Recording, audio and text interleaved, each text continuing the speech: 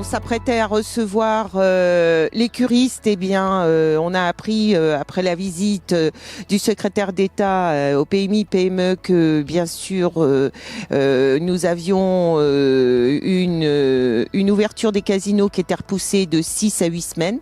Donc, nous n'aurons pas grand monde encore, et pour la deuxième année à Challes-les-Eaux. C'est vrai que les curistes, c'est quand même 1200 cures à l'année, donc c'est important pour nous, mais pas que. Il y a aussi le casino. Le casino est fermé. J'en avais alerté le Premier ministre, Monsieur Castex, qui vient de me répondre qu'il prenait en charge, il prenait la charge du ministre des Finances pour effectivement voir ces problématiques. Nous avons aussi un troisième historique employeur de la ville, ce sont les comptes de Challes. Bon, les comptes de Challes sont impactés aussi, l'hôtellerie, restauration de gamme, c'est un peu dramatique.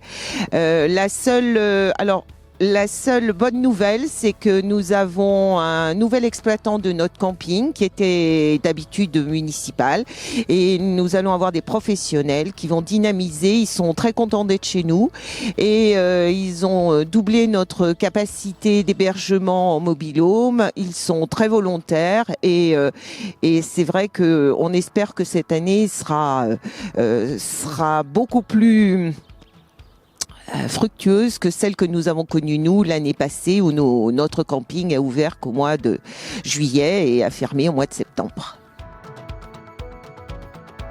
La conjoncture fait qu'on est prudent. Vous voyez bien que 400 000 euros de décalage en recettes, c'est un projet qui se fait pas tout de suite.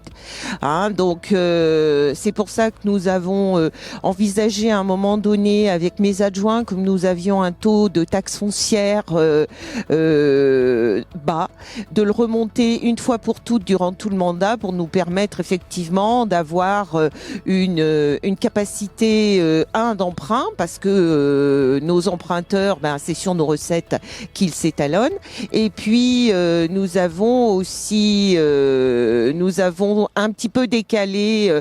Nous avons fait le plus urgent. Après, nous allons faire un plan pluriannuel d'investissement qui nous permettra de répondre à la programmation qui ne s'est pas faite jusqu'à présent, tant dans la restructuration des voiries que dans un certain nombre de programmes, notamment là. Pour cette année, nous avons la vidéosurveillance, qui est importante pour nous parce que c'était quelque chose qui était réclamé par les habitants.